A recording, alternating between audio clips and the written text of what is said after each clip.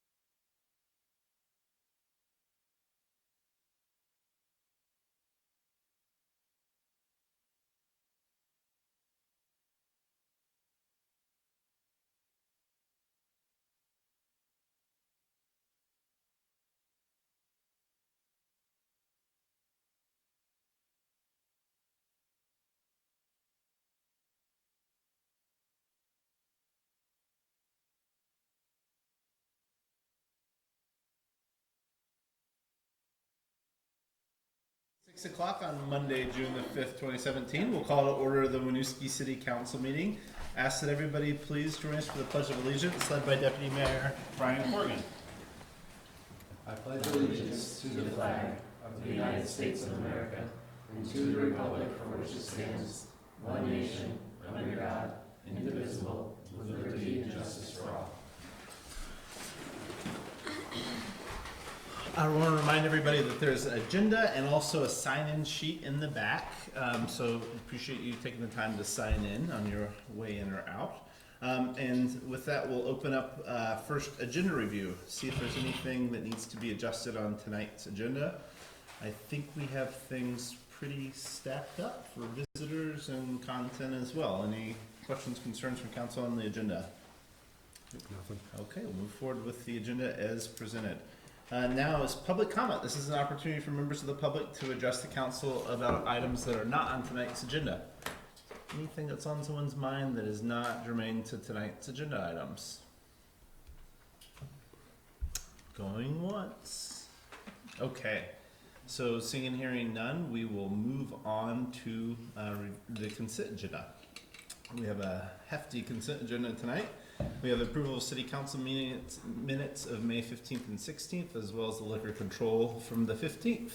The approval of payroll warrants of 5/7 through 5/20/2017, accounts payable from 6/1 subsequent to payout for April 2017. Library page job description, emergency fire station and roof replacement, Sullivan and Powers and Company's audit engagement letter, annual financial plan from the town highways, the purchasing policy, grant and major donations policy, and the local emergency operations plan.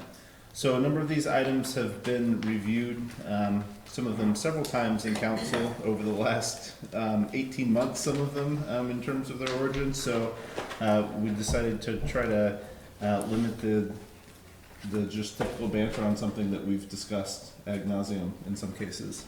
Any concerns about taking the consent agenda as presented? Great, I would entertain a motion for approval of the consent agenda. So moved. Motion by Nicole, second by Eric. Do we have to separate the liquor control? No. Because Nicole wasn't I here? wasn't here for the liquor control meeting. Thank you. It's the only one. Councilors meeting. Would somebody like to withdraw their motion? I would. Great. Thank So we will take out the Liquor Control Commission meeting minutes of May 15, 2017, and we'll take that item first. I entertain a motion to approve the consent agenda portion for the Liquor Control meeting minutes of May 15th, 2017. So moved. Motion by Brian Sweeney, second by Brian Corrigan. Did you say a second? Yeah. Yep. Sorry. Any, Everybody did. Can't hear. It was in stereo. any further discussion? Hearing, seeing none, all those in favor, please say aye. Aye. And those opposed? Those abstaining? Yes. Ayes have it. And with that, we'll take the rest of the consent agenda as presented. I move that we adopt the rest of the consent agenda as presented. Second. Motion by Nicole, second by Brian Sweeney. Did I get that right? Yeah, it's Aye. me. Just checked. Any further discussion? Hearing none, all those in favor, please say aye. Aye. And those opposed? Motion carries. The consent agenda is approved as presented.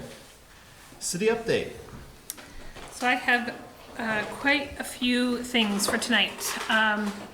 So to start, we have solicited requests for the community fund allocation for FY17. We have 10 applicants. Staff is intending to do an internal review of those and bring our recommendations to you at the next council meeting. If there's any counselor who would like to participate in that review process, just shoot me a quick email and we will include you. Quick reminder that we're going to meet, council and staff are going to meet the morning of June 24th, which is a Saturday, to do the priorities discussion. We also intend to set the tax rate that morning. That's something we have to do after the grand list is lodged, which won't be done in time for the June 19th meeting. Orchard Terrace, if people have driven by Orchard Terrace, is going along very well. The new water line will be activated tomorrow. They'll start curbing and sidewalk repairs later this week and intend to be done mid-July, which is actually in advance of when we thought the work was going to be done. It's going along very well. Staff met with the Chittenden County Regional Planning Commission last week to go over the CCRPC's initial review of the city's master plan in anticipation of the rewrite that's coming up over the next 18 months. We had a great conversation. They did a full review about how we update and expand our master plan to include the new state regulations as well as some best practices. So our hope, staff's hope, is that this can be one of the things we talk about on June 24th, is how to set ourselves up for this work over the next 18 months. We are off and running with our branding and marketing consultant, Michael Bento from Engage Strategies. He is planning to be here in the city the week of July 10th. He'll be attending the farmers market on the 9th and then doing a series of public engagement sessions that week, including some key stakeholder interviews, hopefully a community dinner, et cetera. And that's really around how we identify as a community, a listening session as he develops that marketing and branding strategy. Similarly, under a similar planning process, we hope next week to release a community survey that will inform the economic development strategic plan. The Planning Commission has been working on that, and we hope to release it publicly next week. Just today we learned that the airport will be having a noise combative can't even say it with a straight. An NCP, Noise Compatibility Program Update Open House, the evening of June 14th. So this is an open house at the airport from 6 to 8 on the second floor of the airport. Anyone who's interested in learning more about that program or what's going on at the airport is welcome to attend. And if members of the public are not able to attend, you can find out more at btvsound.com. We have a whole bunch of events happening. Winooski is the place to be these days. So Discover Jazz Fest is underway. We'll be going until June 11th. Heard great things about happenings this weekend. The first Winooski Wednesdays, the first Wednesdays in Winooski, will be this coming Wednesday evening and will be considered part of Jazz Fest. The West African group Sabayuma will be there performing. It's free, open to the public in the Rotary Park. There'll be dinner for kiddos. So we hope lots of people come out and participate in that. And big thanks to Downtown Winooski, Winooski Community Partnership and Waterworks for supporting that event. Also want to remind people that the farmers market has started and runs Sundays from 10 to 2. This weekend, we also on June 10th from 10 to noon have a Memorial Park and walk planned with a UVM professor around. As many people know, Memorial Park is an archaeological site, so they'll be doing a walk there. As I said a couple of meetings ago, 3.3 tons of trash was recently pulled out of that park, so we're really trying to activate it, get more people to use it, and this is the first walk in that process. Almost done, I promise. Ray hosted at the end of May a group of visitors from Armenia who are here as part of a U.S. Department of State International Visitors Leadership Program. They were specifically interested in learning about how Winooski welcomes refugees and how municipal government responds to that. So he spent a couple of hours with a group of 5 leaders from Armenia, and it was a great conversation. We think it was a good kind of professional relationships built that can last as they welcome refugees and as we continue to welcome refugees. And then we wanted to just brag a bit about our staff for a moment. Colleen Sullivan, one of our Vistas, recently sat on a panel around food systems at the Hunger Council of Chittenden County. So it's great to see our work kind of privileged there. Paul Sarn, who's not here, just received his associates from CCV in multimedia communications. As many of you know, Paul, over his last few years, was also carrying a full course load and just got his degree. And then Faya Lambert Harper, recreation assistant, also just graduated from UVM with a degree in political science and religion. So our staff is doing great things. Outstanding. Awesome. Those are my updates. Thank you. Great, thank you very much. Council reports. So we haven't had a public safety commission meeting since the last council report, just because things got a little bit thrown off from the Memorial Day weekend, I believe, but we've got one coming up. So there's some interesting things on the agenda, and I'll bring back what we're able to discuss there. Other than that, I don't think I've got anything to report to the council. Nothing from me. Want to quickly thank all services, all agencies, all staff for the great work to make the Memorial Day Parade a success. Thank you very much. You guys have been pulling out a lot of events lately, so really appreciate that. All except for the Candy Procurement Division. It's a close call.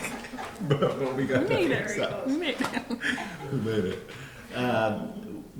Just an add-on to something regarding the airport, Jesse and I also did an interview with Charlie Baker from CCRPC regarding ways that the city and the airport can work together regarding communication strategies and plans to, mostly analyzing how the airport's doing that work and how maybe they can do things differently in the future in reaching residents' communication strategy.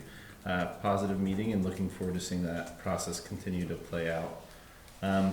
Was brought to my attention, but also it's on our calendar, but World Refugees coming up on June the 20th. So we'll be sure to have some items ready for the 19th.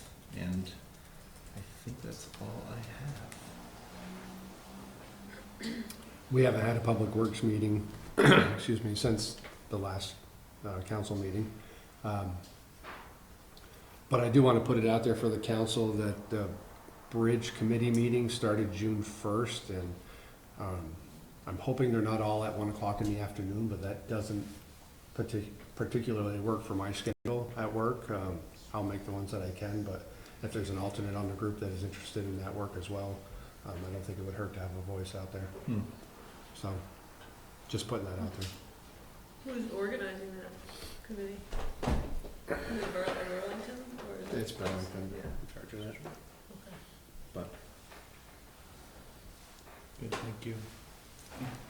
I don't have much to report other than Jesse and I have a plan to meet some point this week to talk about the event on June 24th. I'm really looking forward to council having some time set aside to really focus on strategic priorities for the coming year. So looking forward to that. And that's what, in my admin liaison role, that's been the first project we've been working on together.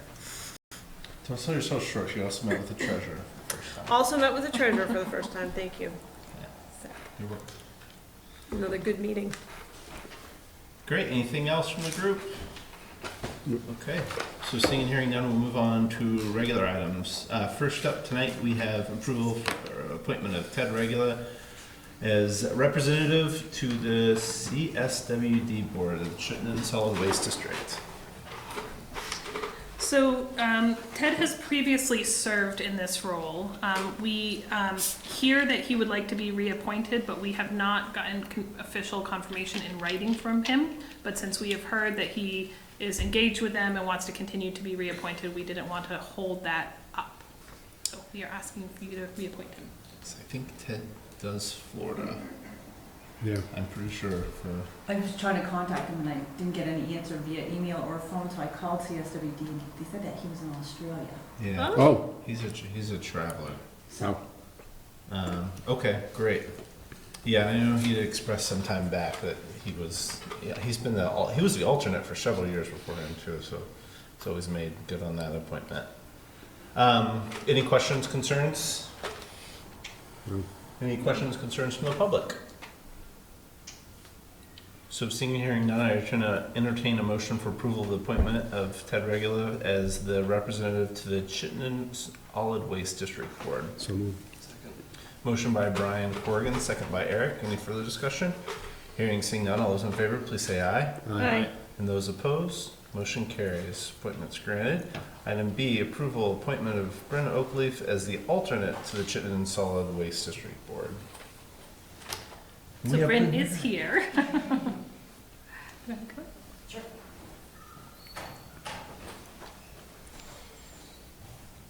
Welcome. Thank you. Good evening. Hi. Good evening. So let's just put the politeness out. What got you interested in trash? Well, it's not trash that I'm interested in.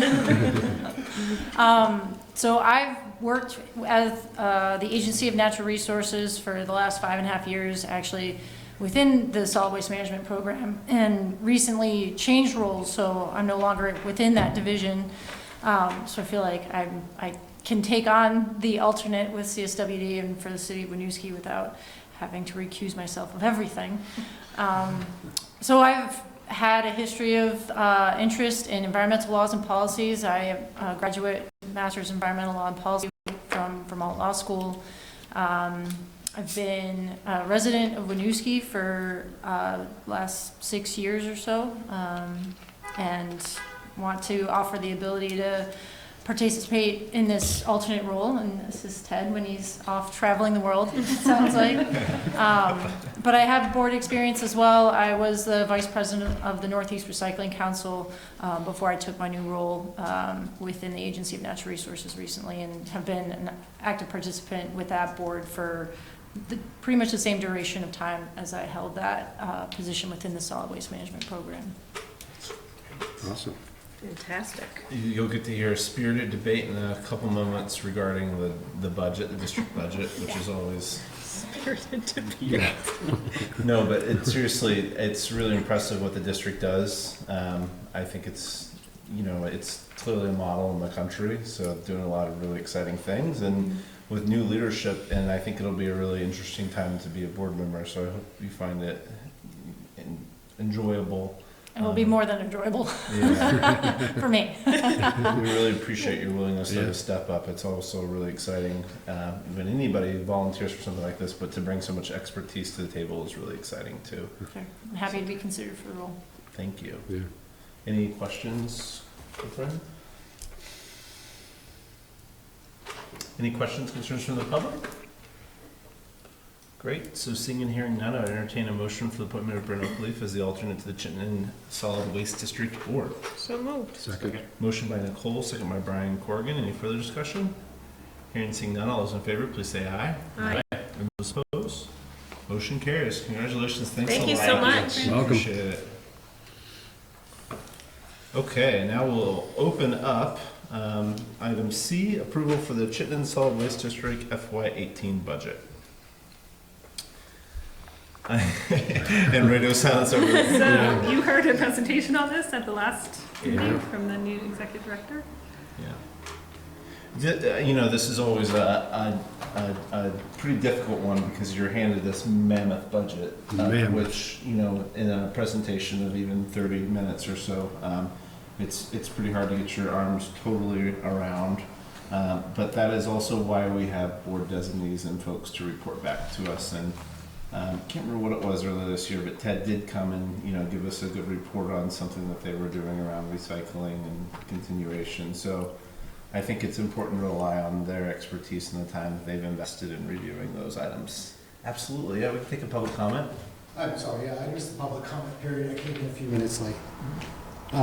Is this just general? Yes, so I'm sorry. I'll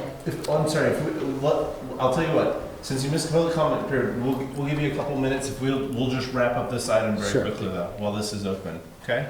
Thank you. No, that's okay.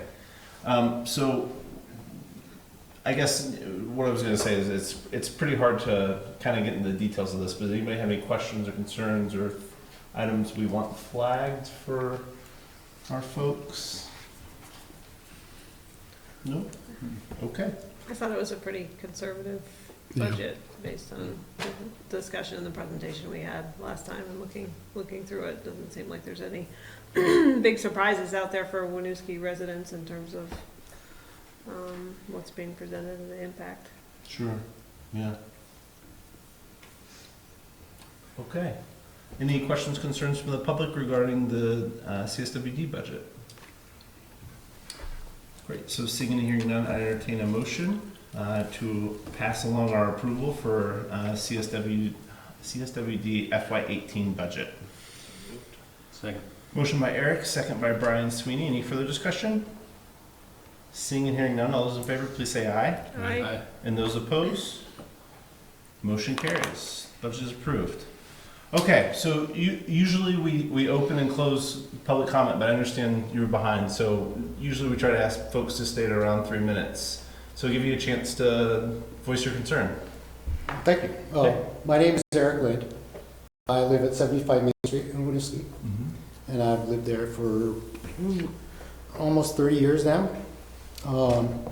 And so basically when the lights came out and the circle was constructed and the traffic flow pattern changed, there was a change in the way the parking and all of that was configured. And at the time, I was working, well, I had my concerns known to the city manager at the time and the city engineer at the time. What was his name? Steve Palmer. Steve Palmer, yeah. And so they made some adjustments to right around my driveway so that I could be able to make a right turn or a left turn, you know, so I didn't have the traffic stop anymore. I needed to be able to maneuver in and out of my driveway. I have a boat with a trailer. I have a son with a pickup truck. And in order to make a right-hand turn or a left-hand turn out of the driveway, there was a small triangular designation for just to move out of that drive. So the paint's faded, and people are just not seeing paint there. There's no signage. They're parking there, and it's really difficult for me to maneuver in and out of my driveway. And I've sent some emails to Public Works and the code enforcement, and I'm not getting a lot of satisfaction from that. So I would suggest that the council, if it rises to your level, you know, please get involved and try to find out how we can resolve this problem for me. Well, very luckily, you are speaking to the room with the person who is the boss of those things, which is the city manager. So I think she's heard the concern, and I'm sure we'll review it with staff. But I appreciate you bringing it up publicly. And do you have something in writing there you'd like to leave? That's great.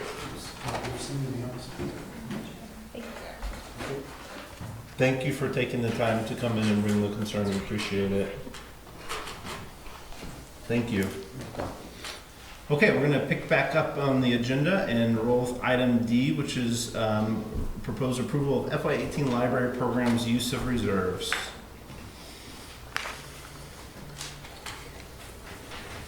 All right. So, hello. Hopefully fairly straightforward memo, but if not, happy to clarify. So we are looking to add a library page position for this summer, 12 hours a week at minimum wage, and have that be as part of our summer teen employment program. In the past, that program has been funded in various years, sometimes out of operating surplus, sometimes out of general fund budgets. The library this year was lucky enough to receive a donation, fairly generous donation, and the committee and staff at the library would like to leverage that donation towards the end of supporting a youth employee. So for current year, as up through June 30, we've gotten approval to shift those line items around and use that funding in current year, which is allowable through policy. But because that's going to straddle into the next fiscal year, we need to come seek approval from you because it'll technically transition to a use of reserves as of July 1st. So the money is there. I think we end up about $200 short. That again, the committee and staff have felt comfortable pulling out of other existing library reserves, but it's sort of because the program straddles fiscal years, a bit of a technicality in terms of asking for permission to use those funds. So, pretty small request. Any questions or concerns for Ray? Any questions or concerns from the public regarding use of library reserves to cover a position on an interim basis? Look at. Okay, so seeing and hearing none, I entertain a motion to approve the FY 2018 library program's use of reserve proposal. So moved. Motion by Brian Corrigan, second by Eric. Any further discussion? Hearing and seeing none, all those in favor, please say aye. Aye. And those opposed, motion carries. all right. Thank you. Thank you. All right, to item E, discussion sales tax reallocation application. Reallocation application. Hello there. Again, I think that I gave you a pretty clear memo, but I kind of want to review a little bit of it just for people who are watching at home. City staff has been approached by 111 East Allen Street LLC with a request to assist in accessing sales tax reallocation funds through the Vermont Downtown Program for public infrastructure improvements in support of a redevelopment project at 111 East Allen Street. The proposed project is located at the corner of East Allen Street and East Street, across the street from the City Lights Building and the Winooski CCV campus in the designated downtown. The redevelopment of the property will include upgrades to the existing building and an addition of a 3-story block-style building on the corner of East Street and East Allen. The redeveloped property will house approximately 2,000 square feet of commercial retail space at the ground floor and 7 apartments on the second and third floors. Currently, East Street is an ill-defined street with visual cues more in keeping with a business driveway than a city street. There are no sidewalks, street trees, or other pedestrian amenities. The project location is the entry gateway to the designated downtown. It's the exact boundary of the designated downtown. Thus, it sets the tone for the downtown upon entry from the East Allen Gateway. The current infrastructure does not reflect the importance of the gateway, nor does it provide visual cues to entering the downtown. City staff was approached because these applications must come from a local government entity, and the funds are allocated to the municipality for infrastructure in support of private development. So staff is considering making the application to the Vermont Downtown Program for sales tax reallocation, which would probably amount to about $30,000. And we would designate that for brick pavers and street trees that would align with what is in downtown currently and would make that more of a gateway to the downtown. It would announce your presence in downtown. This hasn't been through the permitting process at this juncture. But it does require staff review and it requires council approval in order to be an approved project in downtown. The property is currently owned by the developer. So we have seen some preliminary drawings, but we're not yet ready to present that to council. So it would obviously be contingent on approval of the project by City Council. So I propose that we discuss the possibility of applying. It's the only project that I've been approached about for sales tax reallocation. And just to underline a point Heather just made very well, because this application process only happens once a year, this is our opportunity to apply now for this funding. So the application for this funding doesn't suggest approval of the project in its entirety. That project, because it's in the TIF district, would still have to come to you for permitting, and so the project could stop at that point, but because of the timing of this grant application, this is the time we have to come to you for discussion of the application. And they have 12 months to start construction after being awarded that funding. So the proposed infrastructure improvements are on East Street, on It would wrap East that building, and basically. East down, yeah. Okay.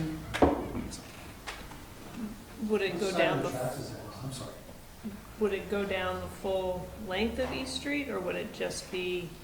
I think that would really Adjacent depend. to the I think it would, we haven't seen final plans for it, but I think it would really depend on the amount of funding and what that could support. You know, Right. I've been very clear about the fact that it's a limited pot of money that we would get, and so we're trying to keep the scope very contained. So I think that would depend on the amount. And I also think it would become that, again, we're kind of foreshadowing this larger discussion potentially. If we were awarded this funds and if this project moved forward with permitting, it would then come to the city for the FY19 capital planning process to say, is this a larger streetscape improvement project we want to take on through other funding sources? Of course, the wrapping in that corner would be part of this project, but would we want to pair that with other dollars to do the full streetscape redesign? Or are other development projects happening in that area that might also be able to fund that work in the near future? And we feel like they have enough information to be able to submit a complete application? Yes. Yeah, I mean, I've seen some preliminary plans. We've been in discussions for a while. It just hasn't been submitted for permitting at this juncture. And one of the things we have historically weighed in whether or not to support projects like this is economic impact, and it looks like it's proposed mixed use. with the potential to create jobs, in addition to housing. Yeah, I think it also has the potential to start to activate that side of East Allen for more retail uses. So. Okay. And you, sorry, No, please. you said, well, it sounds like the window for applying for the funding is closing, is there? It's once a year, it's June 30th, the application. June 30th is the deadline, and you have not received any other requests? No other From requests. others, so if we were gonna apply for anything this year, that, hopefully those requests would have been brought to your attention. Exactly. We've had a very good track record with this program, with all the tax credit downtown programs. Which we thank the WCP, it's a thank-a-thon for the WCP for helping us maintain our downtown designation. Are there other questions for Heather? It's pretty theoretical in nature. I mean, we've got to approve the project for it to be able to happen and for it to take place, so a lot more coming, but I think, yeah, it was very helpful to include the weighting and the scoring, because it basically steers you into letting you know that you're making hopefully a good decision based on the memo, but also that the award's not going to be made if those justifications aren't also reached, as more details about the project come out in terms of their benefit for the community. Other questions, concerns for Heather regarding this? Now's the time. I mean, not asking for approval, but obviously if somebody had an issue, now would be the time to voice it, so we would indicate to staff whether or not this is something they should continue to pursue. And I believe silence is a good thing. No, I'd rather you be in front of it than behind it like Yeah. we were, so, absolutely. Great. So, questions from the public? Mr. Lynn, sound like you were curious on I'm not exactly sure the location. location? It's right across the street from where the new project is going, City Lights. It's on the same side as Beverage Warehouse. It's actually the building there's Beverage Warehouse, and then there's a lane that goes into Beverage Warehouse at the stoplight. It's the property just to the left if you're looking at Beverage Warehouse. Behind the brick building? No, it is the brick building. It is the brick It is the building, brick yeah. building. So is that brick building a historic building? You know, that's a good question for the developer, and the permitting process looks a lot different than what we're I just doing know today. because my brick building is a historic building. Yeah. I'm assuming that brick building is probably also historic. There are considerations for the historic nature of the building that are part of the planning process at this juncture. And can you enlighten us on those? It's because it's not a public project yet, I can't really go into the details of it, but it is being discussed, and it's a highly responsible developer who is aware of the historic nature of the property. We're lucky in that SHPO does a very thorough job when required to do so. State Historic Preservation Office. Good folks. Other questions? Yes, Maura. For what it's worth, the Winooski Community Partnership will write a letter of support for this project, and the tax increment, the tax reallocation. For us, it's a matter of much of what has already been said, which is moving some retail opportunity out toward Allen, and additionally, the mixed use of the building is something that we're always looking for in a new project, in that it's great to have new housing, but we also need business and retail to support that. And this project in particular sounds like it could offer some jobs as well, so. Great. We will be, and by we I mean I, will be writing the letter of support. That's great. Thank you. Other questions, concerns from the public? Okay, so seeing, hearing none, this was a discussion item, so thank you very much. Didn't hear any concerns to highlight, so Thank you. onward and upward. And sticking with the theme, discussion of the Housing Commission Charter. Yes, so at the May 1st City Council meeting, I brought a recommendation from the Planning Commission to City Council recommending that a housing commission be established. And you had asked me to come back with a proposed charter for a housing commission that was included in your packet. So I would love to receive feedback about that or answer any questions that you have. And just to start off too, this looks, and I didn't peel back through, but it looks like we used the standard as we've used with the other chartered commissions and committees. So there are two, there's one slightly different thing that I think is worth bringing to your attention, which is, the vision for this commission is a group that could change over time. So would be a policy setting board, an extension of your body and the planning commission, but also could, depending on the findings over time, help guide staff to make operational decisions about housing loans or first-time homebuyer programs or whatever those municipal tools are we choose to activate in the future as a result of a master plan. So we've built it so that the Housing Commission reports to the Planning Commission or on policy-related issues, as do the other commissions, but may report to you if they end up making financial allocation recommendations, because you hold that authority, the Planning Commission does not.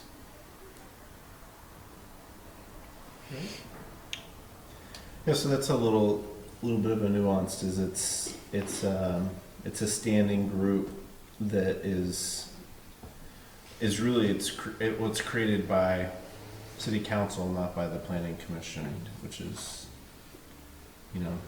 we've done it both ways in the past, unfortunately, which, is a good thing, maybe that has some consistency now moving forward with how we address that, so. That was definitely something. Are there concerns, items folks want to talk about regarding, I think the purpose, it can be a pretty, that's going to be a moving target. I mean, obviously we've talked about the housing needs assessment being the first kind of to-do list for the group. I think everybody's aware with that being the big item that's hanging out there, along with other concerns that were raised during the zoning approval process for updated zoning in the city. So I guess that's where I'm a little bit, when I look at the purpose paragraph, it seems like it's replicating the work that was done for the housing needs assessment. Assess community housing needs, perform data gathering and analysis, and establish citywide goals for housing.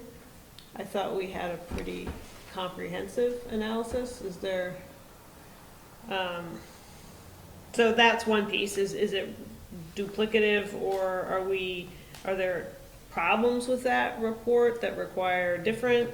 I'm just not clear about I think whether it's doing the same work that's already been done that we waited a long time to get, and I don't want to have to spend another 6 to 12 months while a different group does essentially the same analysis. I think that our hope with this commission is that we will bring partners to bear that have a great deal of experience with housing and different perspectives on housing. And while the UVM assessment is a great start to that, there are some deeper levels of analysis that might prove useful in using that as a starting point, and maybe looking at it from multiple perspectives with it taken as a starting point. So what this body can do is ask and say, what we would like to have done is we would like to hear recommendations before we just make up our own stuff regarding the proposals that were put forth in the housing needs assessment. We would like to see those analyzed and brought back in terms of a determination. That's something that that this body's actually already done. Yes. We passed it down to the planning commission, and this is where it's going. So I think that charge is clear and not misunderstood. I'm assuming so. But that's not reflected here. So I understand, because we have a charter process and a commission process, that you want to have some alignment and not have, but so that's, maybe it's not appropriate that it occur within the charter itself, but it to me is missing two key things. One, any kind of a reference to the strategic vision statement, which talks about, if this group is setting citywide goals for housing, it's important to me that they be aligned with the vision that we've established and that we're gonna be talking about some more, later this month. But I'm not feeling comfortable about a group that's like 3 steps removed, working on housing without any real clear direction from the council in terms of the goals around housing. Which I thought we have been clear about. Mm-hmm.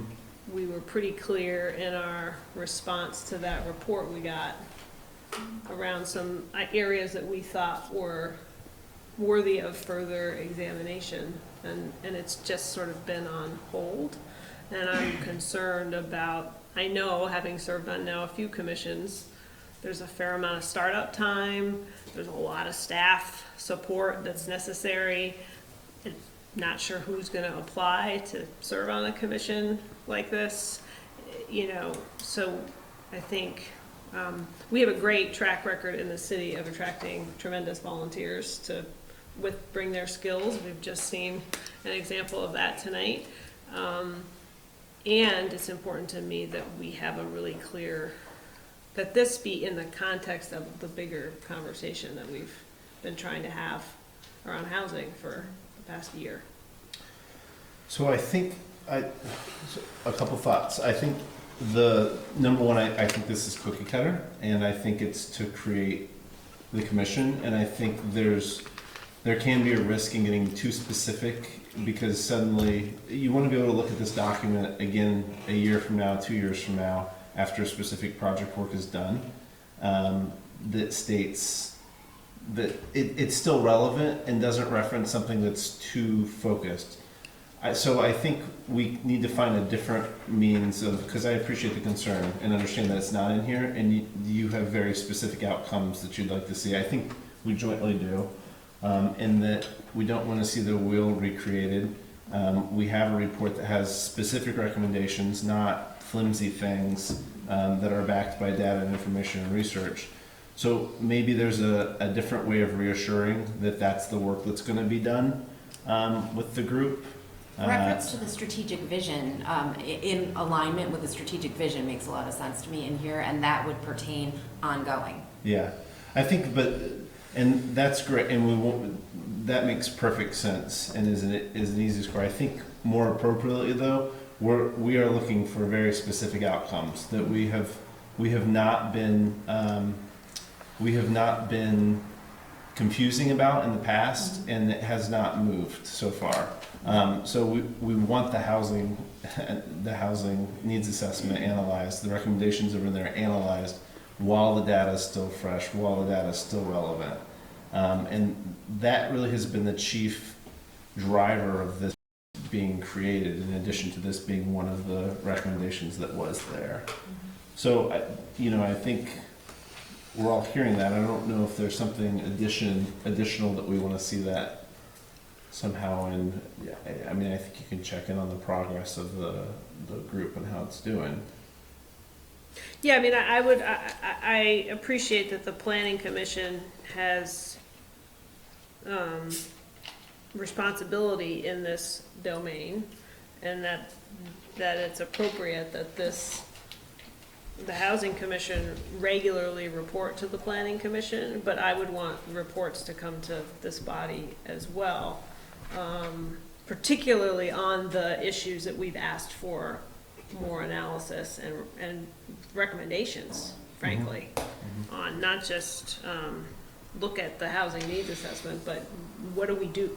There are some specific recommendations that we want to know whether to implement and how to implement. So I would foresee, I would just want to ensure that there's going to be regular communication with council. I know you're not a formal member of the Planning Commission. You go to Planning Commission meetings. So I don't know if that's the way to do it, but. We bug them about housing often. Yeah, right. So right.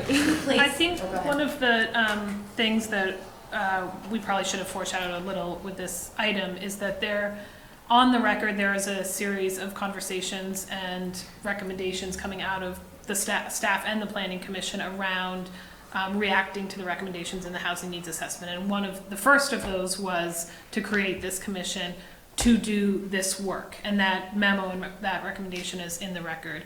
I think that there is a way we could refer to that, not necessarily create it into the charter, but have it be a complementary document that says, remember, this is the series of recommendations that came out of the housing needs assessment and the planning commission's review of that document.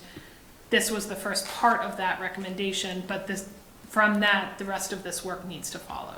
And I think there's a way we could bring that back to you at the next meeting that I think achieve the goals, Nicole, that you're looking to achieve, without necessarily making this a document that can't stand up over the course of 2 to 3 to 4 to 5 years. Right.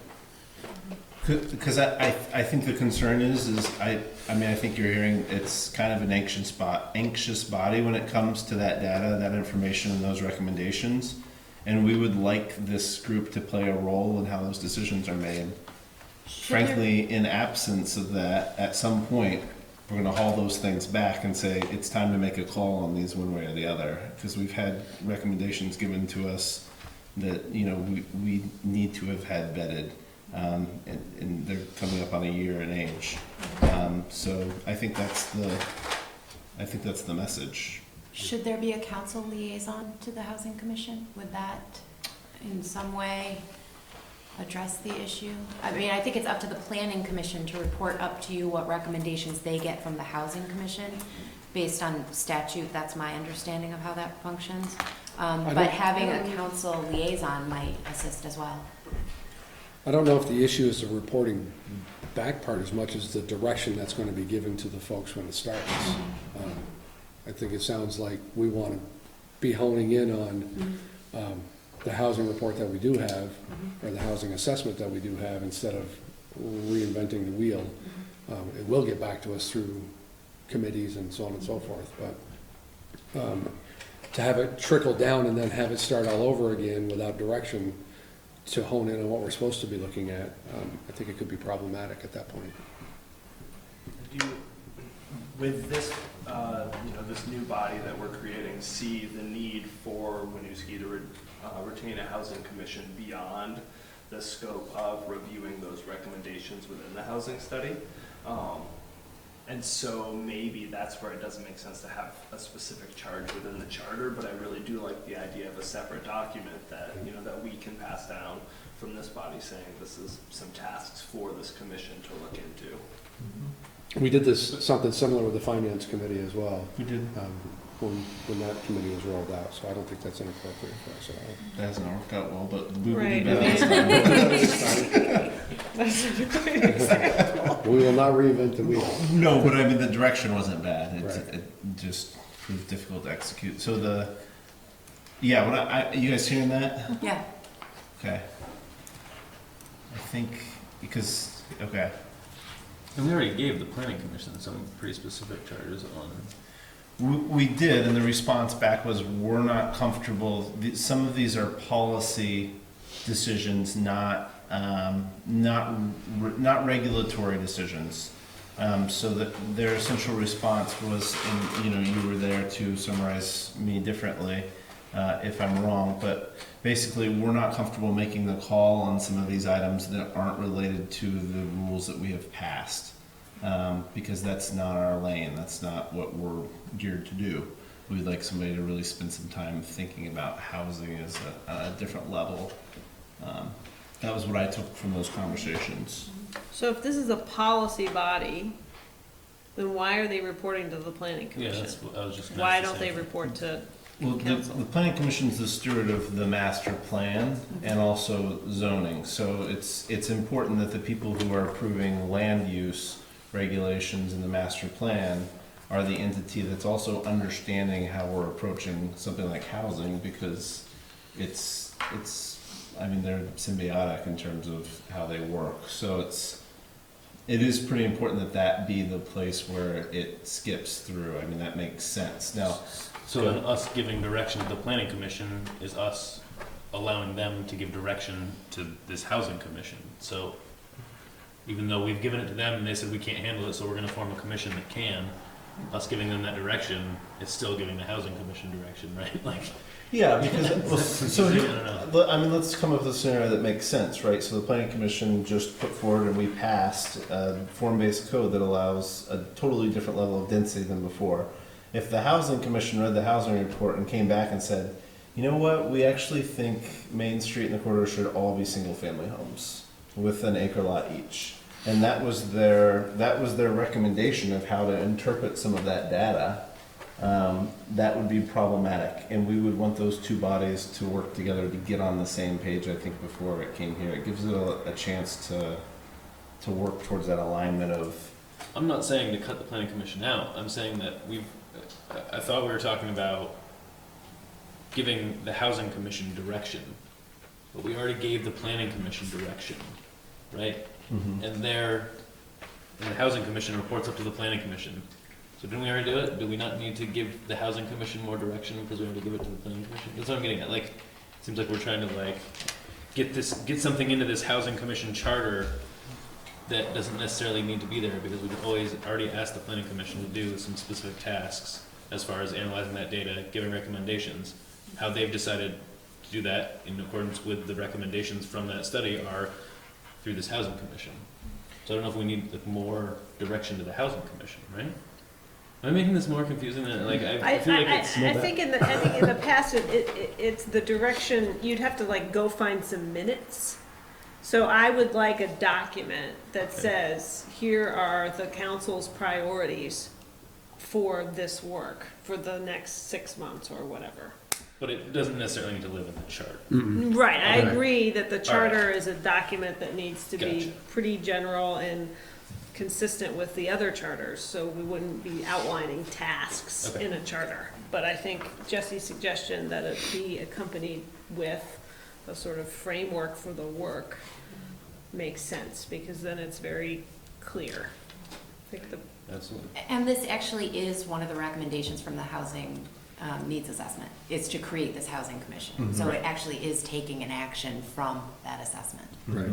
And with the actual mechanism of how those charges that we're talking about is handed down to the commission, whether it's directly from us to the commission in that document or from us to the planning commission to that commission in that document isn't as big of a concern to me as long as there is a process by which it makes it to them. Yeah.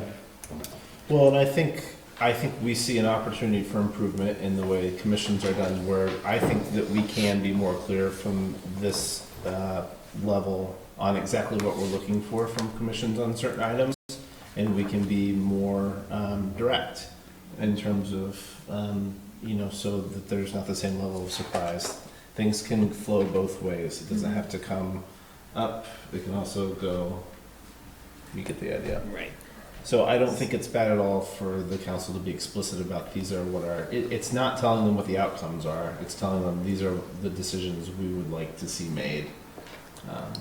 So if I may, I think one of the challenges of this conversation is historically the interaction between the master plan, the planning commission, and the other work of the city historically. And I think ideally the way that's set up in state statute is that the master plan drives all the other work. So the work of the community is to come up with a master plan through the planning commission around these topic areas, and with the council, with the community input, council approval, ultimately you are the policy setters, and then the zoning follows that, and then the updates to that master plan follow through a commission process. We've kind of done it the reverse of that. We've started with the commissions and then went to zoning and are now going to the master plan. So I think as we reorient over the next 18 months around focusing our staff's energy and the energy of the commissions and the energy of the council towards developing that master plan over the following year, 2 years, 3 years, the work of the commissions will get much clearer because it will be to implement that master plan. Does that make sense? Mm-hmm. So I think the immediate work, and this is what we hope to have some conversations with you about on the 24th, is how do we get from here to there? How do we articulate for the commissions the work we need them to do to get to that master plan, and then how do we orient future zoning changes and commission work around that resulting master plan. We've done it in reverse, and that's why this is really challenging right now, but I think we're on we're on the brink of being able to reorient that work. Great. And we're not in a stage of paralysis in the meantime. And that's the other important part, is we still have to keep making decisions and keep using resources and keep trying the best we can to make those decisions, even if it feels like it can be in a vacuum sometimes. So that I think is where something like this becomes difficult, because you're right, we don't have the master plan. So, but at the same time, that's still going to be a while. And there's time still to make some calls that hopefully everybody can come to a good level of comfort with. Yeah, before the gateways are totally developed. Right. Well, and we need, I think one of the things I heard from the Planning Commission and certainly from staff is that we need expert thinkers. Housing is, for many municipalities right now in the country, is the issue.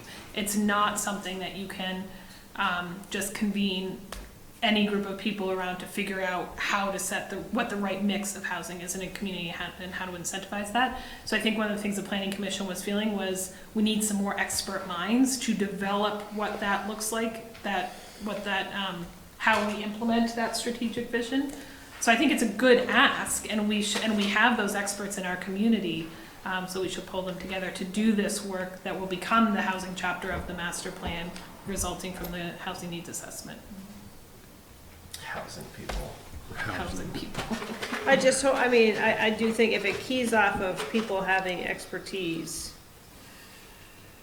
I think that was the goal in some ways with the finance committee, and there's been real challenges with keeping that group, getting that group up and running and keeping them engaged. And I think people come to a conversation with different expectations around, I have this expertise and I think we're gonna be talking about this, and we're really talking about something else. It's another reason for me why it's really important that we be clear about what it is we want, because the last thing we should be doing is asking volunteers to devote time, energy to pursue a sort of an avenue that's going to end up here with sort of blank stares, and this isn't the direction that we saw this going. So Potentially, which we've run into that a bit in the past in terms of commission thinking this is our work, this is our responsibility, coming to council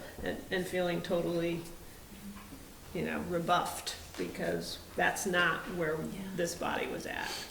Potentially through the interview process, we could include reading and responding to the list of the housing needs assessment recommendations, so that we're clearly setting the tone up front that this is the document that we're starting with, and so that people will understand that that's what I'm walking into.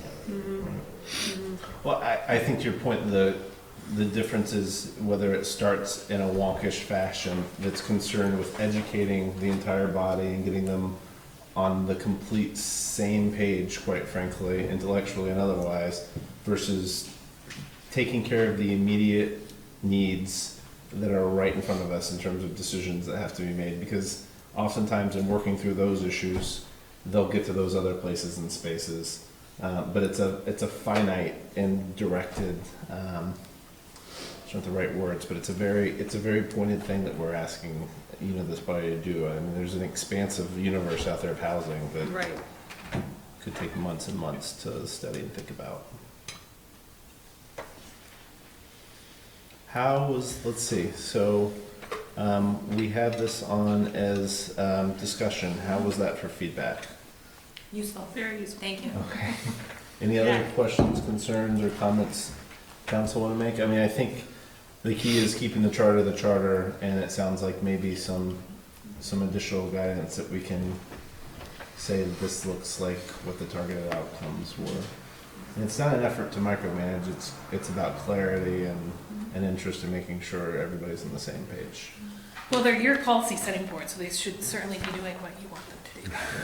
I think the most important component of that is in the charter for me is the diversity of the commission itself. We're talking about expertise. It's not just a group of 5 people with the same expertise. It's got to be different levels of expertise and experiences with housing, because there are a lot of different needs that, depending on which population you look at in our city, really impacts those perspectives. And so seeing and just ensuring that, you know, as we're moving forward and looking at candidates to comprise this commission, that that part of the charter is really kept in the forefront.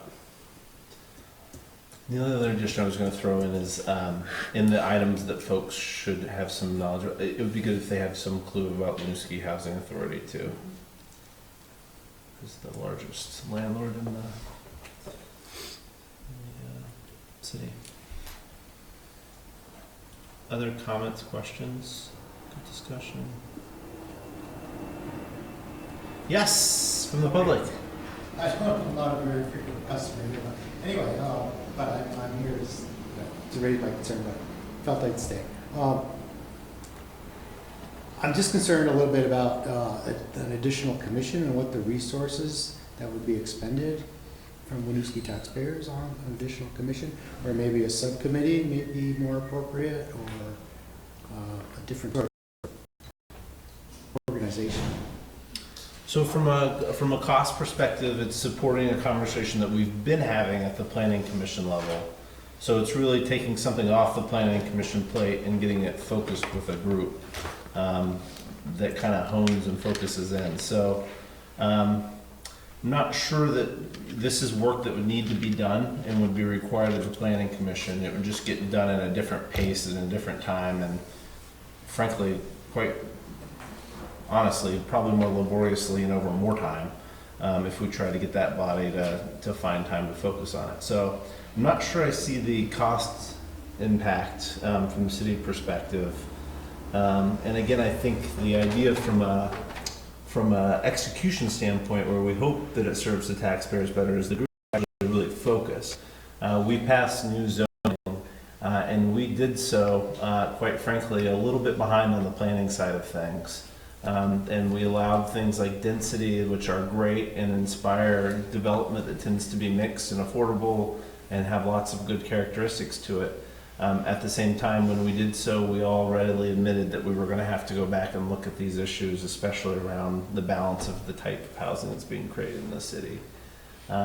So I think, does that kind of get to some of those points in terms of what we're after and what we're trying to address and how we're I'm not exactly sure what sort of resources the commission is going to pull out of the city to do their job. Yeah, there's not really any financial budgeting. None of the commissions have any kind of purse power, so to speak.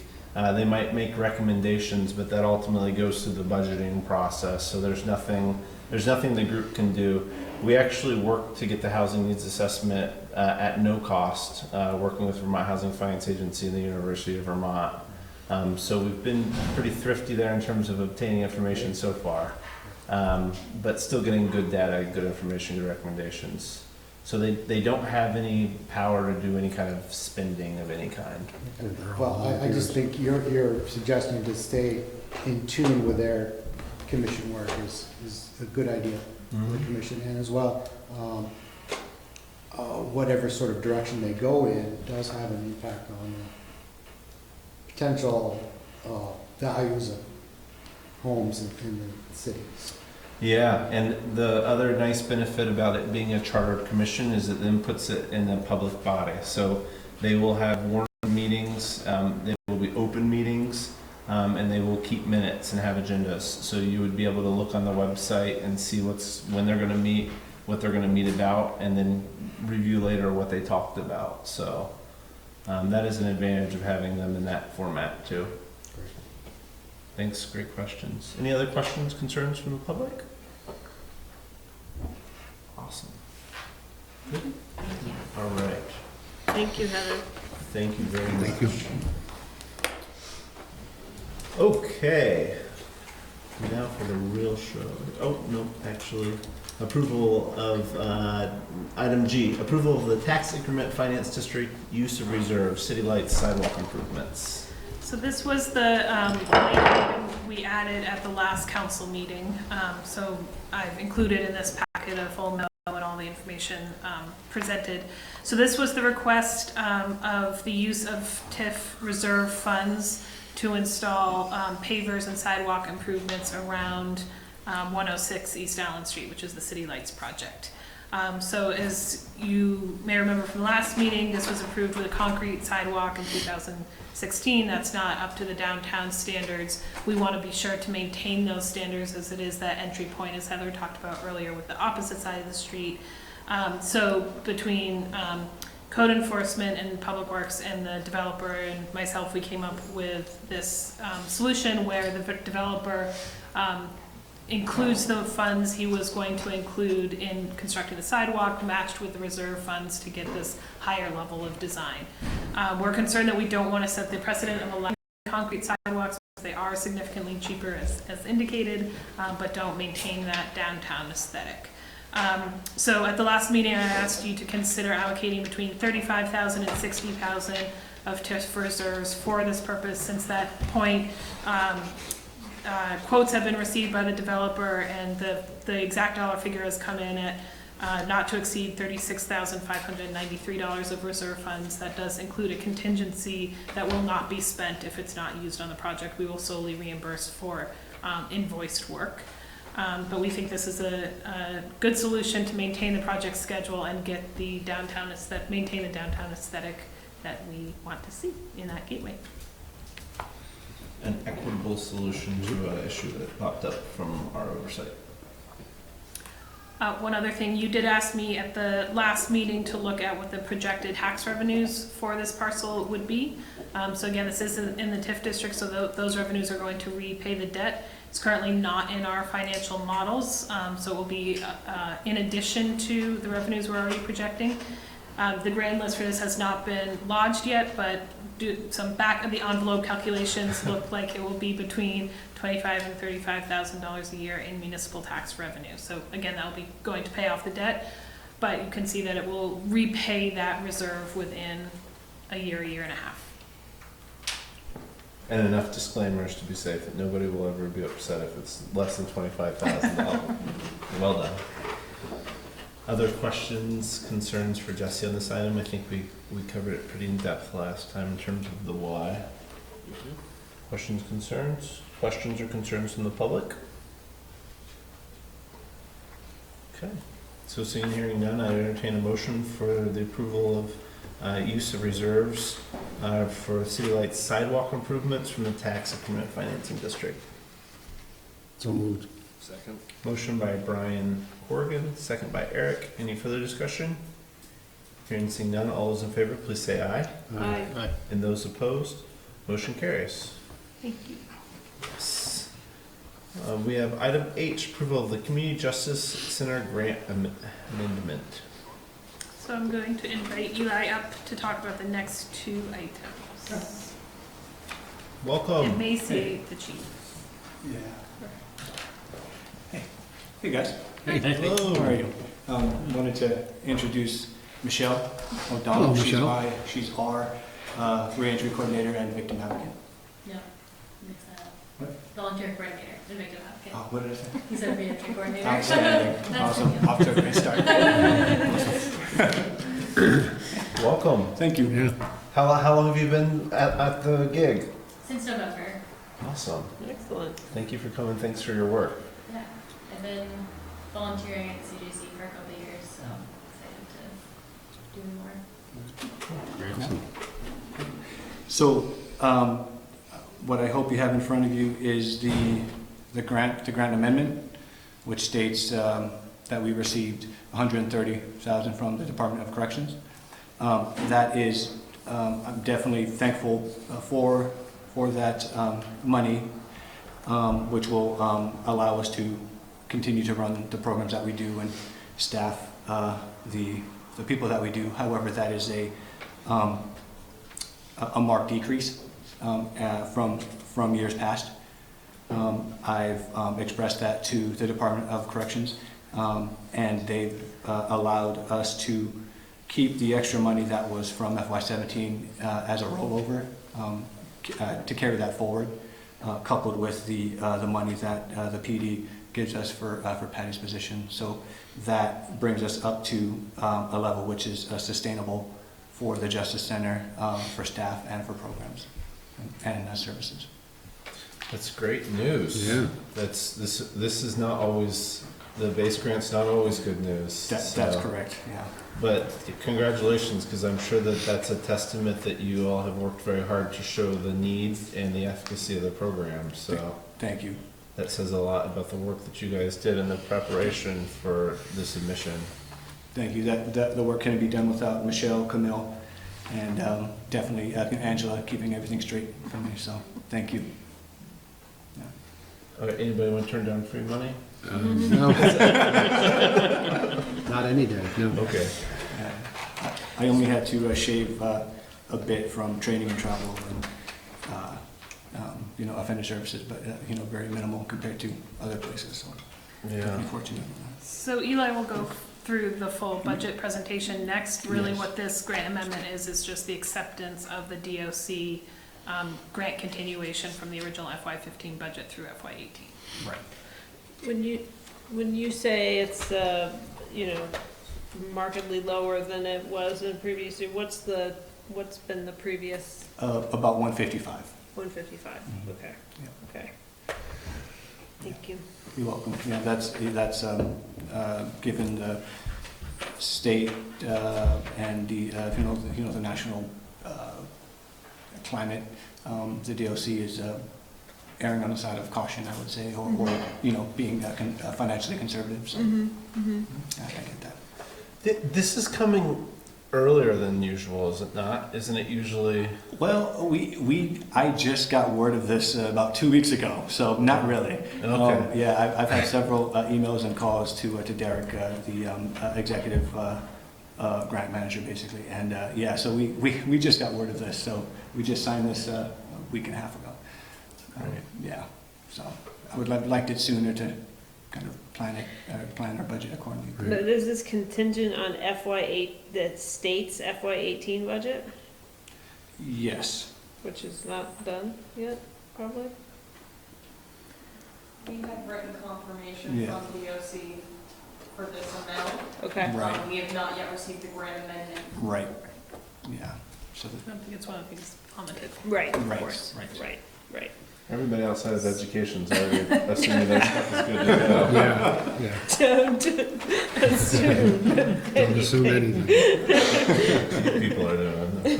Yeah. So one other thing I just want to add is, and forgive me if you guys have had this conversation in the past, CJCs across the state have many different organizational structures. Some are within municipalities, some are their own nonprofits, some sit with other kinds of fiscal agents. I think this model of sitting the CJC as a city department, in my personal opinion, is the ideal model because it benefits the community justice to have the infrastructure of the city, but it also benefits the city to have the skill set of community justice on the city staff. And I think we're pretty lucky to be able to maintain this model as is, and thankful to DOC for funding it so it doesn't fall on the local taxpayers. Right. It's falling on them through their state taxes, but not through their local taxes. Yeah. Yeah, and I would definitely echo that. I'm definitely proud of where the CJC sits in the municipality and attached to the police department. And definitely reap the benefits of great leadership in Rick and Jesse coming on board and showing confidence in what we do, how we do, and giving me more freedoms actually to do it, to run the day-to-day operations. So thank you, Jesse. Yeah. Excellent. We're excited to have you though. Awesome. Any other questions, concerns? We're getting ready to go deeper into the whole program, but any questions or concerns on the grant amendment? Great, so seeing and hearing none, pardon me, any questions or concerns from the public? Okay, so seeing and hearing none, I entertain a motion for acceptance of the amendment to the Community Justice Center grant. So moved. Motion by Eric, second by Nicole. Any further discussion? Hearing and seeing none, all those in favor, please say aye. Aye. And those opposed? Motion carries. Yay, free money. Great. Congratulations, great work. Thank you. So now I'd like to briefly kind of go over some of the work that we've done to justify capacity and to justify this money and what we would like to do moving forward. Just with the lenses one. The slider on the Yep. It might And have, push the button. sometimes it goes There's a into, power button. into snooze. There you go.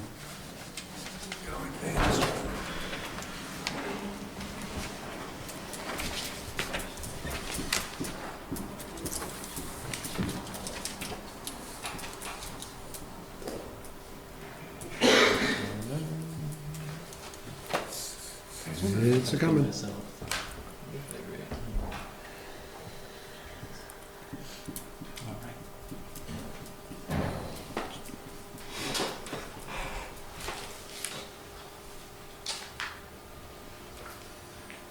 Yep, so next slide, we could, arrow maybe? Yep. So our vision and mission is going to continue to be the same as it has been in the past, which is to serve as a hub for people coming out of incarceration back into the community of Winooski.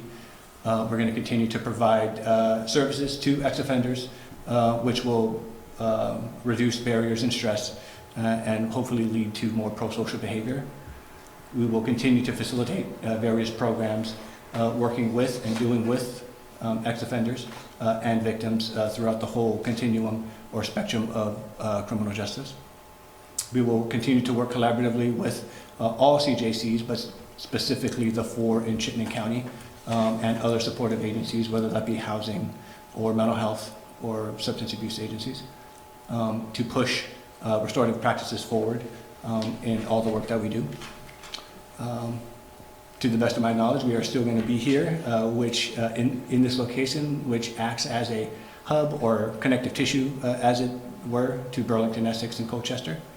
But in addition to working with ex-offenders, we're going to be providing a safe place for ex-offenders, their victims when appropriate, and other concerned citizens throughout Winooski to provide a space for dialogue and learning and foster community.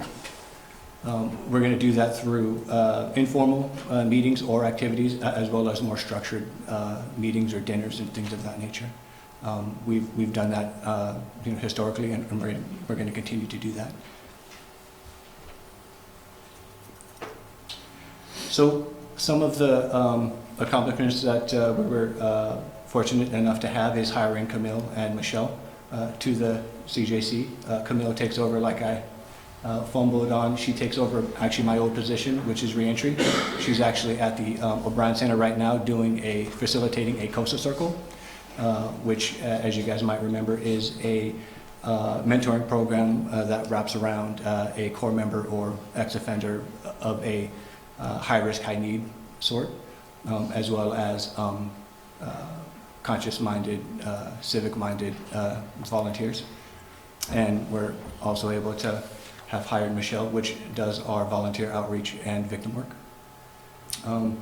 We've been able to, thankfully, with the PD support and our SRO, who's assigned to the middle school and high school of Winooski, we've been able to reduce our case referrals by about 40% up there, which is great.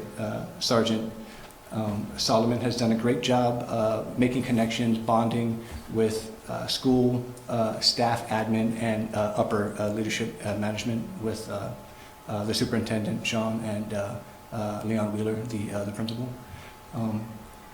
So we do a lot of work there, trying to catch youth on the front end, if you will, before they get into community and cause mischief or some low-level criminal offense, trying to help them understand their actions and how that ripple affects throughout the community, as well as their immediate family. Through Michelle's work, we've been able to increase COSA circle numbers. So currently we're doing 4 circles, which is above board, which is above what DOC is asking us to do. We have 2 more waiting, housing and placement.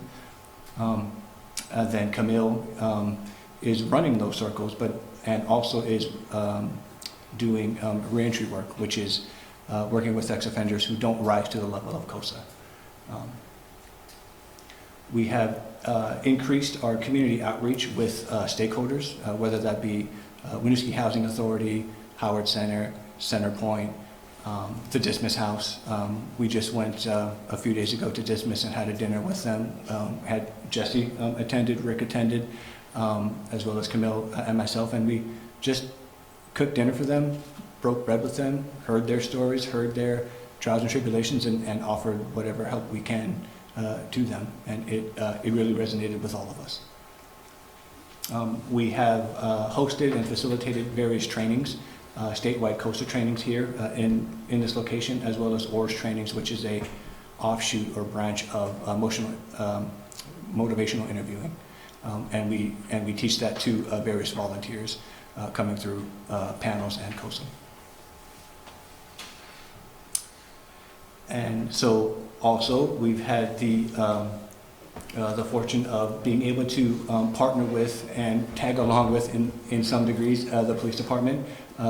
Rick is a lover of, as I am, barbecue and grilling, so he definitely likes to host pop-up events to connect communities and to hear their trials and tribulations and figure out what the issues are and how best to help. We definitely have shared visions of community engagement and community policing. What does that mean? We've also been fortunate enough to I've been able to train staff and send them to various conferences, whether it be here in the state or internationally, actually. So that's a great blessing. And I've also been able to send staff to mediation training and victim training. So actually all of my staff is trained in mediation and victim work, which is great. So some changes moving forward. We're going to be rolling out, and not just Winooski, but throughout Chittenden County, the 5 CJCs, we're going to be rolling out what's being called Reentry Circles. And that is a program spearheaded by the Department of Corrections, and we're tasked with running those. We're in the stages of planning and structure. I've been told, given the imagery of, if you have a sandwich and COSA is high-risk, high-need offenders, that's like the top bun, and the bottom bun would be youth offenders, panel persons. The middle meat, the bulk of the sandwich, if you will, would be for these ex-offenders coming out into the community who have not burned all their bridges, who haven't committed major index offenses, and are the majority of offenders coming out. So that is a program that is going to be targeting community and reentry, true reentry. It's almost like a COSA light. We're going to have volunteers, again, wrapping around, but not just one individual, but maybe several, depending on the situation. And we're going to be integrating them back into the community in a very meaningful way. We're still trying to figure out what that is, and to be honest, we've had these conversations for about a year now, so it's challenging.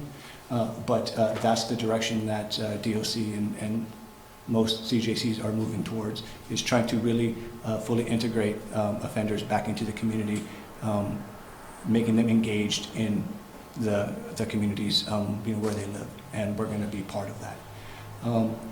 Something else that's bittersweet for me personally and the CJC, and I would say the city of Winooski, is hiring a new panel manager. I actually was just doing that this morning. First round of interviews were today. Patty is going to be leaving us after 17 years of service, and so that obviously creates a huge void. She's a virtual encyclopedia of the history of this city. So anybody we get to fill that seat is going to have big shoes to fill. So that's in the works, as well as a refocusing on victim work, victim outreach, and how those referrals get generated, and how that work gets done, to make sure that we're not re-victimizing, to make sure that we're truly engaging victims in the process as we work in restorative justice with that lens. It is victim-centered, victim-focused, so being mindful of that and doing work there in that arena.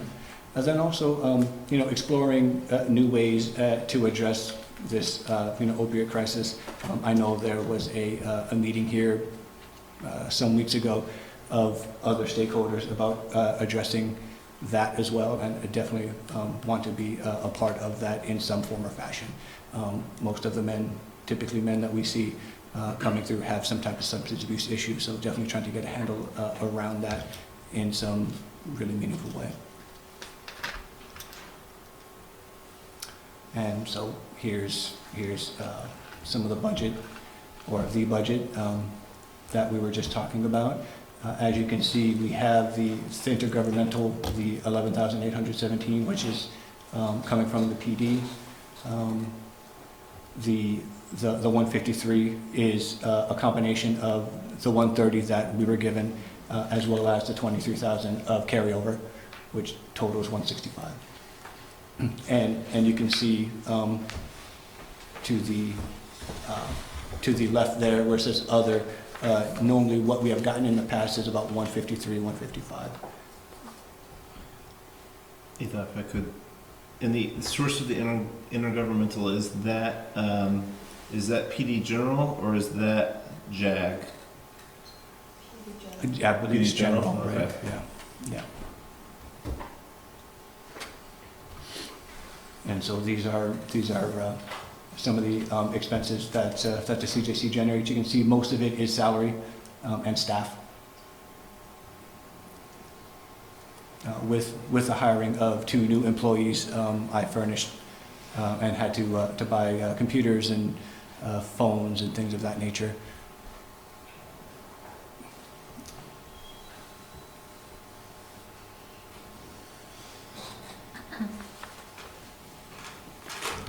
Great. Okay. Do you have questions on the expenses? Any line item questions? What's not on there is some of the bigger line items, which is offender services and training and travel. That's lumped into one line item. So obviously that in the recent past has covered like the mediation training, victim training, travel to and fro to different meetings and conferences and things. Offender services has obviously dealt with ex-offenders, basic need help, bus passes, clothing vouchers, furniture vouchers, things of that nature.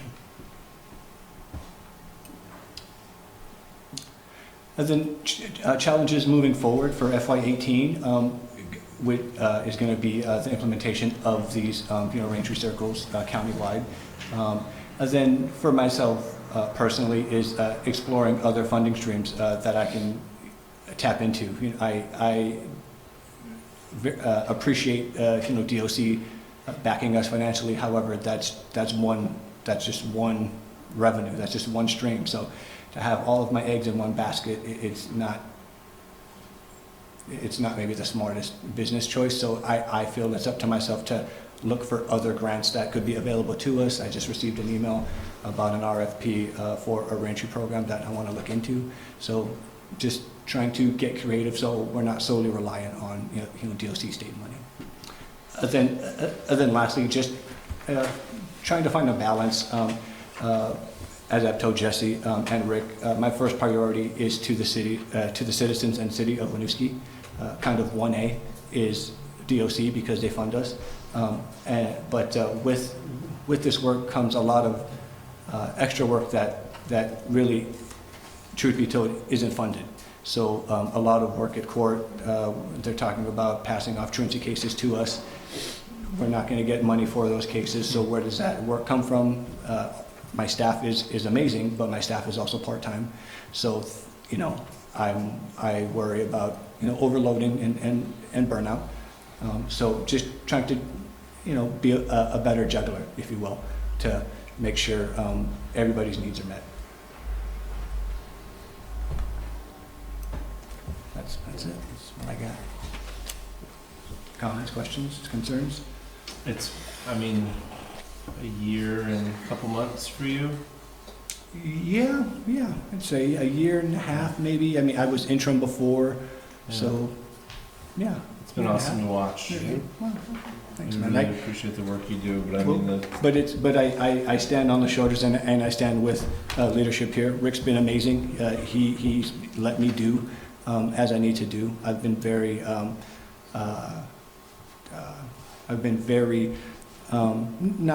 not concerned, but I just want to make sure that we're not giving him an extra 4 or 5 people to headache over because he has a full plate himself. So just being able to do, as I can with what we have. So just trying to do good work as everybody here is. So my job is made easier, I guess is what I'm trying to say, with Rick's leadership, Angela's knowledge of budgets, and Jesse's leadership coming on board and really letting me do as I need to do and not micromanaging me so much, which is nice. Thank you. With these truancy cases coming on board, I understand it's going to be in the middle of a calendar year probably, but is there any expectations for funding afterwards? Not yet. We're still trying to grapple with capacity and numbers, to be honest. We're looking at Lamoille because they have a really good truancy program, so we might mimic some of it. However, we know Lamoille is in Chittenden County. That being said, we do have 5 justice centers in Chittenden County, which is, not the normal.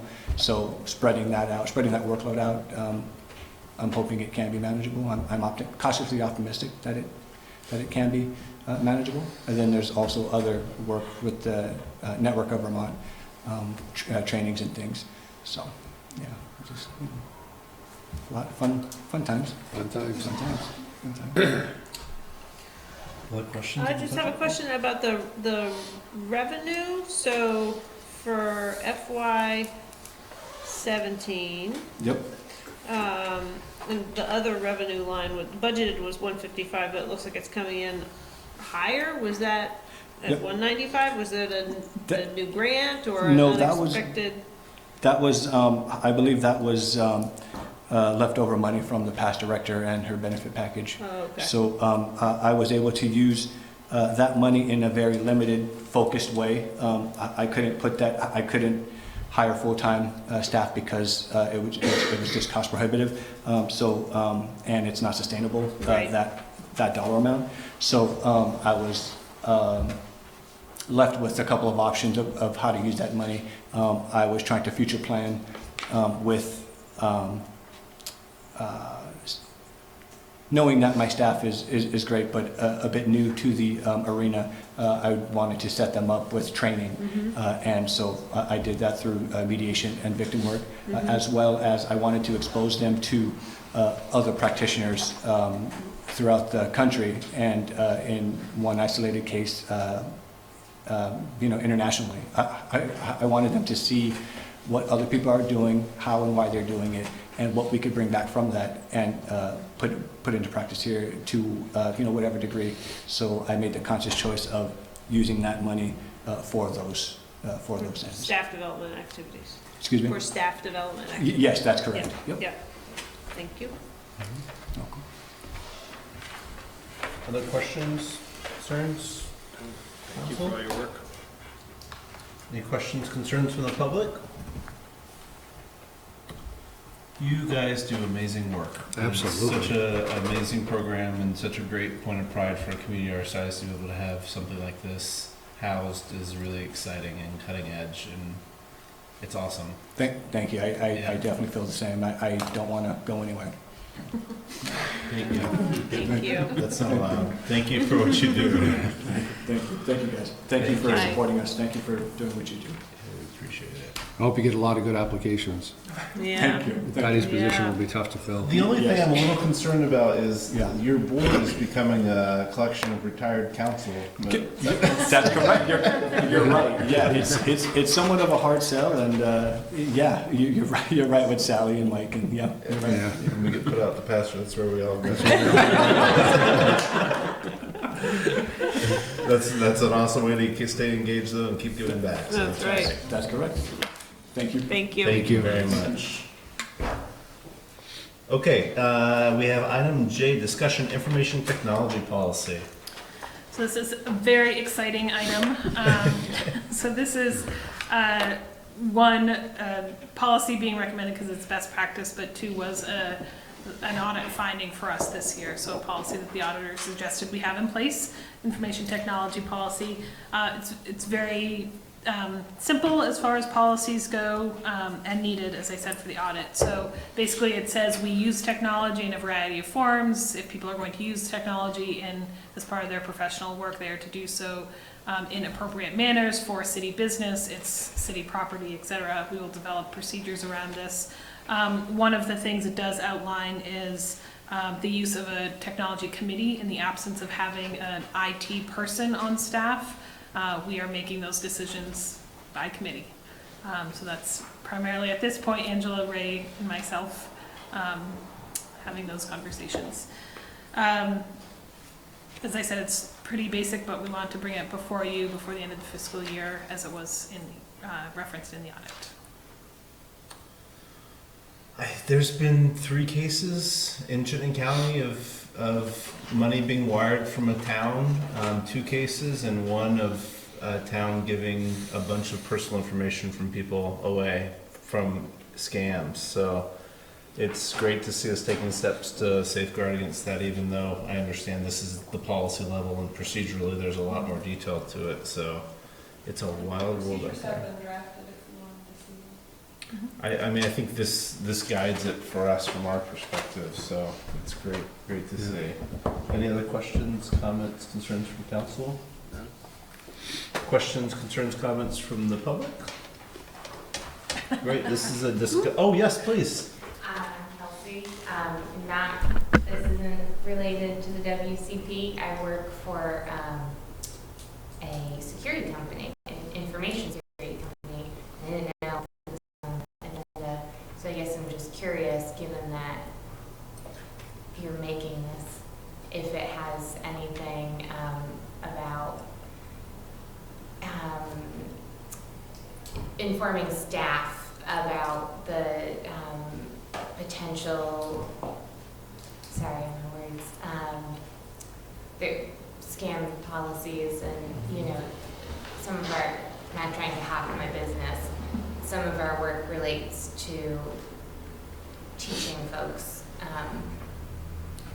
what's out there, and a lot of policies have some of that staff. I'm really not doing this well, sorry. So that's a good point, and it's not reflected directly in here because we don't have IT people or on staff. We do contract out that work. So currently we contract with SimQuest, and they do that.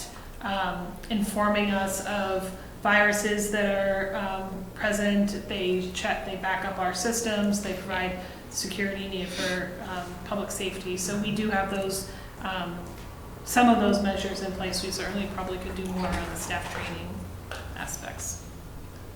I might be calling you for expertise. Not very knowledgeable, I just like do marketing. No, that's a good point. Any other questions, concerns from the public? So seeing hearing none, this is on as a discussion item. Unless there's an issue, I think we'll advise that it be put in the consent agenda for next go round. Great. Okay. We'll move on to item K, approval FY 2018 parking budget. So we discussed this budget at our last regular council meeting. As you might remember, we also had the presentation on the parking study. So this budget reflects staff's recommendation towards moving forward with the recommendations outlined in the parking study, specifically around adding capacity for management, adding communications capacity, dedicating funding for wayfinding signage, starting to think again about access control, and managing the growth demand. So a few more kiosks for bringing the Strand online. So that's reflected here. We did want to correct one thing we said last time that was incorrect, which is the $7,500 for WCP is reflected in this parking budget. It was not in the general fund. Just like it was asked, so that's a good thing, right? Just like you asked. I would really encourage anybody who saw this on the agenda tonight and expected a really expansive presentation to go back and watch the last meeting, a healthy conversation regarding the things that Jesse just summarized in terms of the budget and some of the changes, including a couple additions that we're using parking funds for this year. So just want to state that publicly in case somebody showed up thinking there was going to be a big presentation, because there was one last go round. Are there questions, concerns from the council? Anything last time? Questions or concerns from the public? So, seeing and hearing none, I entertain a motion for approval of the FY 2018 parking budget. Second. Motion by Eric, second by Brian Corrigan. Any further discussion?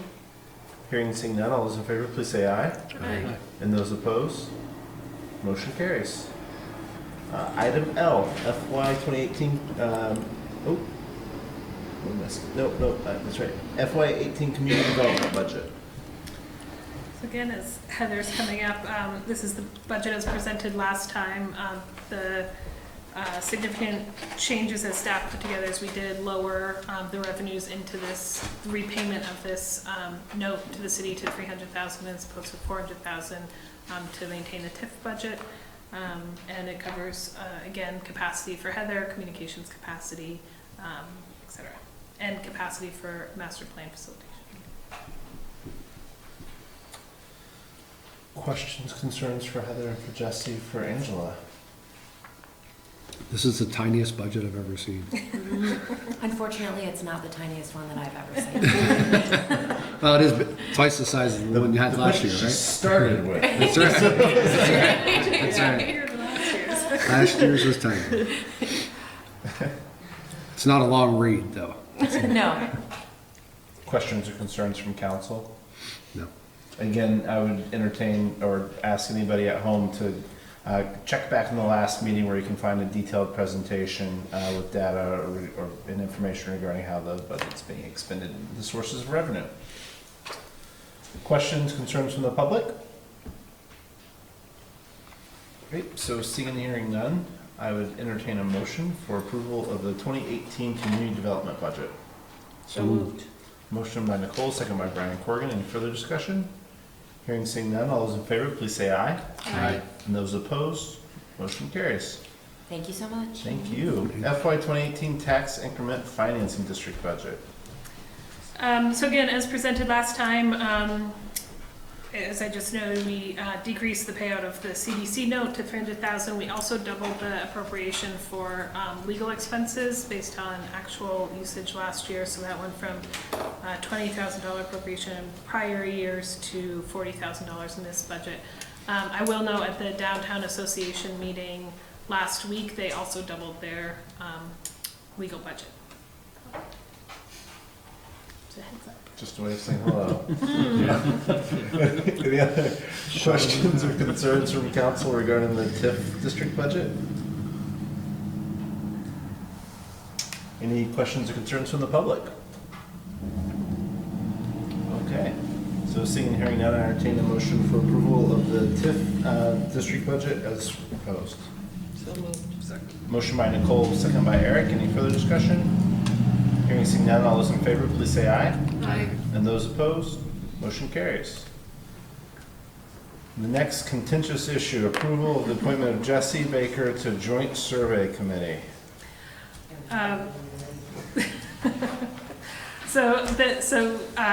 In February, you heard a presentation on regional dispatch from Charlie Baker. At that meeting, he requested an appointment to the Joint Survey Committee, which is the group that's doing this next round of steps to move regional dispatch forward. You appointed John Audi. In the last couple of months, he's done an exemplary job representing the city, coordinating with finance and PD. I've been attending the meetings as well. And as we talked about the level of decision-making that's happening at that table right now, as well as the allocation of both of our times to participating in those meetings, we both thought it would be best for me to be the appointee on that committee. Other managers from Williston and Shelburne, and who else are on? John's like, we can't look at him. Yeah. participate in this committee. So I think it's the best use of resources, the best way to get our voices heard during that conversation. Thank you both for all of your work on this. I know it's been a real help for all the agencies involved in those conversations. Exciting to be part of it. Thank you guys for taking leadership of it. Questions or concerns or needling questions for the applicant? Anything? What experience do you have with dispatch? John, you don't really want to gain any free time, do you? That's not what this is about, right? Well, The hockey season before you know it. He already has about 4 jobs. yeah. Great. Any questions or concerns from the public? Okay. So seeing and hearing none, I would entertain a motion for approval of the appointment of Jesse Baker to the Joint Survey Committee. Motion by Brian Sweeney, second by Brian Corrigan. Any further discussion? Hearing seeing none, all those in favor please say aye. Aye. And those opposed? Motion carries. That concludes tonight's formal agenda items, with the exception of one item that is warned as executive session. Tonight's executive session has warned for discussion around the Fraternal Order of Police contract negotiations. The Fraternal Order of Police contract negotiations are a union negotiation. Having that conversation in public would put the city at a disadvantage from a negotiation standpoint, and would needlessly disclose information about a contract that's in negotiation. And for that reason, we're proposing a executive session. And just so I don't miss anybody, bringing into executive session, we are proposing to bring Jesse Baker, Ray, and Angela, and Chief Hebert. Ray Coffey, Angela, and Chief Hebert. Any questions or concerns from council before I ask for a motion? So if approved, council will go into executive session, bringing those stated folks with us. We would come out of executive session taking no action, and the only additional item for tonight would be to vote on adjournment. So it would conclude the public portion of the meeting. Any questions or concerns from the public? So seeing and hearing none, I would entertain an executive, or excuse me, I would entertain a motion to enter an executive motion for the purposes of contract negotiation, bringing into the meeting Angela, Jesse, and Chief Hebert. And Ray, sorry. So moved.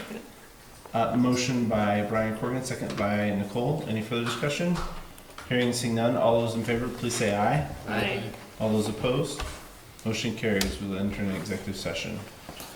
Again, we will return only to adjourn. Thank you all. They're arriving. City council. I'm down. So, Jess, I can Second that motion, if you did it. I can. Yes, yes. I just saw that before I said that. I was like, we're gonna have to discuss this. Yeah, no, Are they in your notebook? Are they in your notebook?